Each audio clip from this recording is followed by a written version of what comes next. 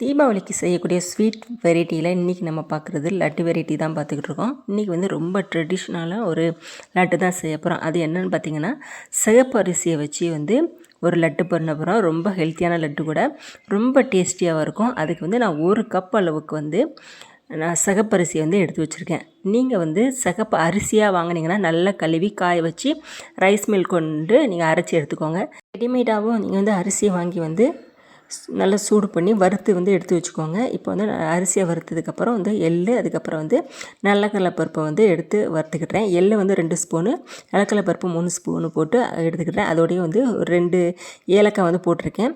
நான் வந்து தூளாக இருக்கிறதுனால போட்டிருக்கேன். இப்போ வந்து இதுக்கு வந்து வெல்லம் எப்படி எடுக்கணும்னு பார்த்திங்கன்னா, 1 கப்பு வந்து அரிசி எடுத்திங்கன்னா ஒரு 1/2 கப்பு வந்து வெல்லம் எடுத்துக்கோங்க. இப்போ வந்து நம்ம ஒரு மிக்ஸி ஜாரில் எல்லாத்தையும் போட்டு பல்ஸ் மோடில் ஃபஸ்ட்டு சுற்றிட்டு அதுக்கப்புறம் வந்து எல்லாமே நல்லா ஒன்றா திரண்டு வர்ற மாதிரி நல்லா வந்து அடித்து எடுத்துக்கோங்க.